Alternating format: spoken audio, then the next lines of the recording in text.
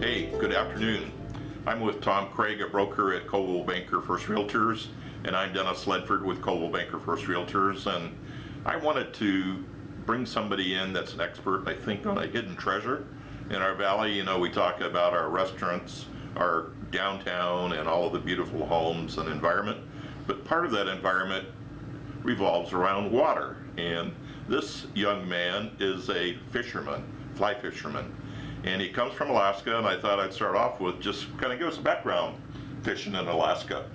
Well, thanks, Dennis. The experience I had in Alaska, it would take several interviews to fit it all in. Some of the things I enjoyed doing.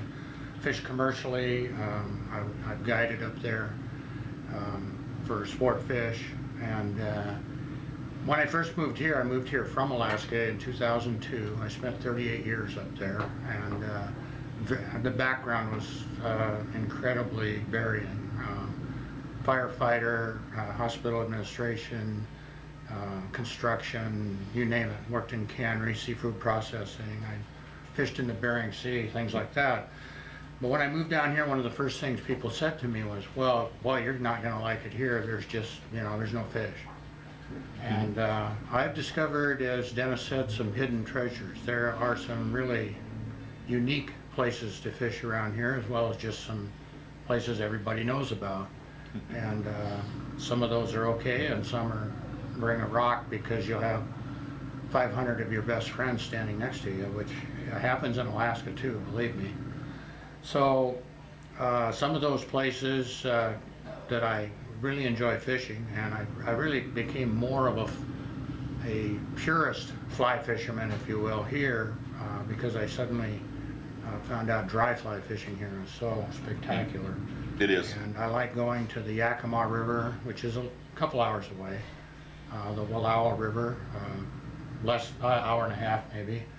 But closer by is the Tushy and the Tucannon, and they actually have some fairly nice trout fishing. They're not giants by any stretch, but there's lots of them and they're fun to catch.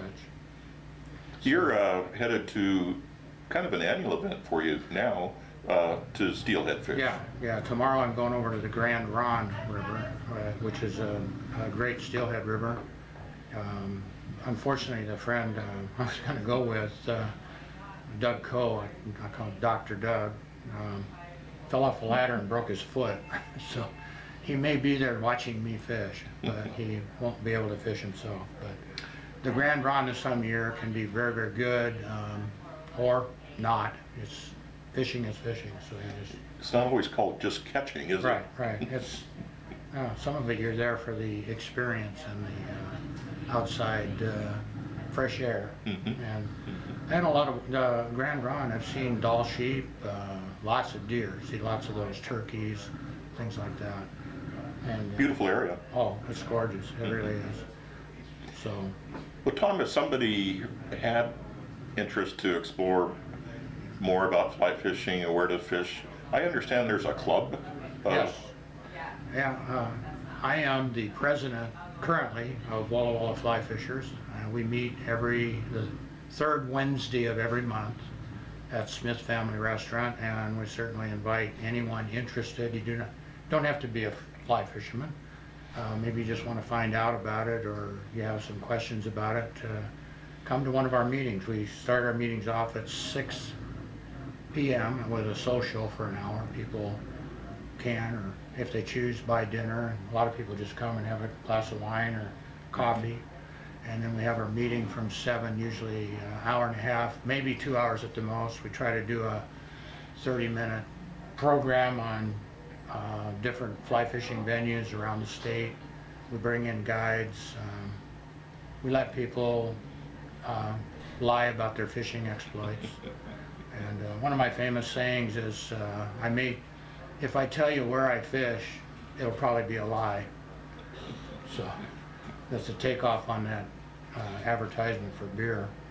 But, Well, I got to tell you, this is something we don't always talk about, and I thought it'd be really good for people in our area to know that there are venues. Some of you younger men and women that want to pick up something like fly fishing, I think that club would be great. a lot of those guys are really supportive and would take you out, I'm sure, in the proper attire and proper equipment. If you need any other help, call Tom. Tom, what is your cell phone? Oh, my cell phone number is 509-629-7371.